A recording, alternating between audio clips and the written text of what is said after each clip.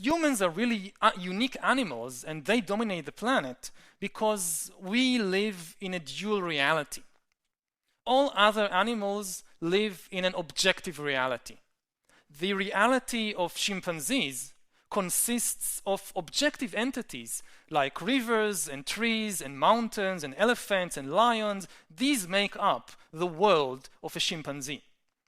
We humans, we also, of course, live in an objective reality. In our world, too, there are rivers and trees and lions and elephants. But over the last tens of thousands of years, we have constructed on top of this objective reality a second layer of fictional reality, a reality consisting of fictional entities like nations, like churches, like gods, like business corporations. And over time, the amazing thing is that these fictional entities became more and more powerful, so that today they are the most powerful forces in the world. Today, the very survival of elephants and lions and chimpanzees and rivers and forests depends on the decisions and wishes of fictional entities like banks, like nations, like the European Union, like the United States. All these things exist only in our mind, in our imagination, in the stories that we tell, and nevertheless, they now determine the fate of more and more of the ecosystem. Now we see then that the human domination of the world is not really a matter of individual genius, and it's also not strictly a matter of technology. Yes, of course, humans dominate the world because they have all this amazing technology of trains and airplanes and computers and nuclear weapons and so forth. But technology by itself is never enough. You always need to combine technology with cooperation. You cannot invent and produce and use sophisticated technology unless you somehow manage to build systems of cooperation that unite thousands or millions or billions of human beings. And in order to establish such cooperation, you need a good story.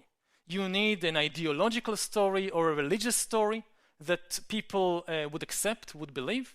In order to build, say, the Great Wall of China, of course, you needed some technology, maybe of metal tools and all kinds of things like that. But this by itself would never have been enough if the Chinese were not able to use fictional stories in order to unite millions of people into a single empire.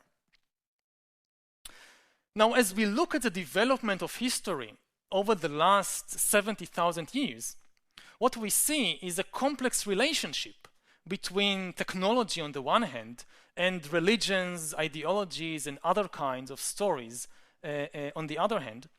Technology, of course, is often the basis for the new powers that humankind have acquired. But every step forward, every new technological revolution also upsets the systems, the old systems of cooperation.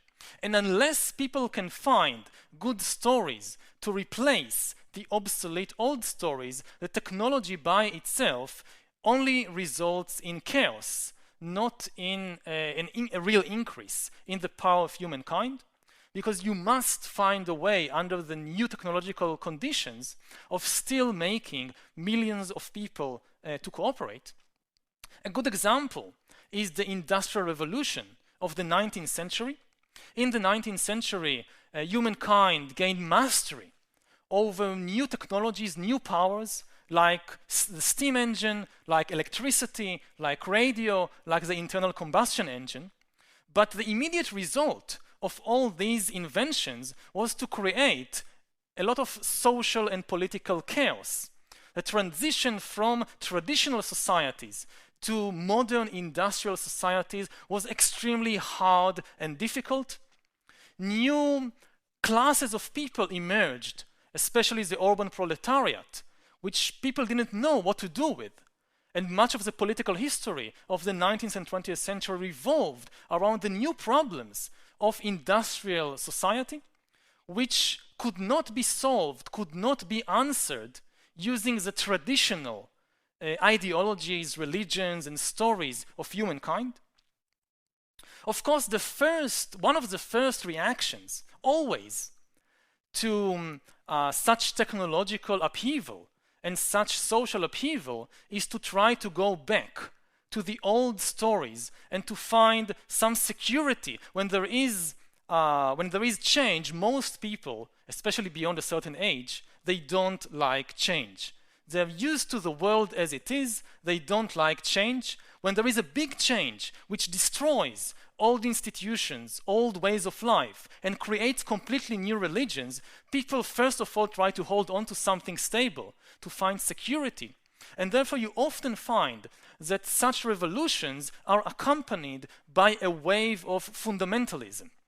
Fundamentalism means looking for a fundament, looking for a basis, and trying to go back to something that seems eternal, secure, that can protect us against all these changes.